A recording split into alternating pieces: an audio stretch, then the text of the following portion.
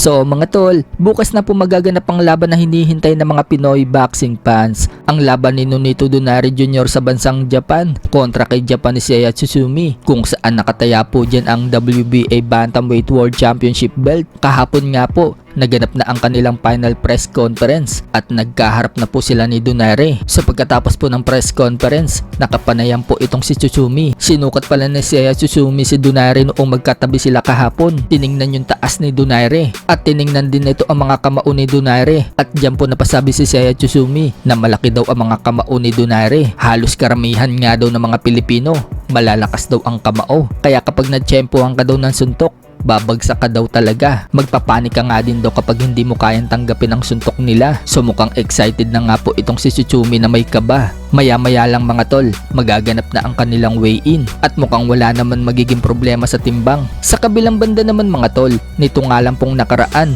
may nag-leak po na maikling video ng sparring ni Crawford at Timothy Bradley, kung saan bumagsak po dyan si Bradley na makounter ni Crawford, pero inilabas na po ni Timothy Bradley ang full video ng sparring nila ni Crawford at mapapanood po yan sa YouTube channel ni Bradley. Kahit pala bumagsak si Bradley, nakabawi naman ito kay Crawford. Marami po kasing naipatamang suntok itong si Bradley kay Crawford, lalong lalo na ang mga body shot, at iniinda rin ni Crawford yung mga birada ni Bradley sa bodega nito. At kahit mahaba si Crawford, nakakapasok ang suntok ni Bradley. Bukod dyan, hindi rin makakombo ng dare-diretso si Crawford dahil gumaganti si Bradley. Marami nga po ang na-amaze sa pinakita ni Bradley sa sparring, kaya pala sinabi ni Manny Pacquiao na swerte lang daw itong si Crawford dahil hindi sila naglaban. So parang sinasabi po dyan ni Manny Pacquiao, kung naglaban sila ni Crawford, hindi mararating ni Crawford ngayon ang narating niya. Kung kay Bradley pa lang kasi mga tol, tinatamaan na itong si Crawford. Paano pa kaya kung prime Manny Pacquiao ang makaharap ni Crawford na mas malakas, mas mabilis at may footwork? Pero kumpiyansa naman pong sinabi ni Crawford na kung nagkaharap sila ni Manny Pacquiao,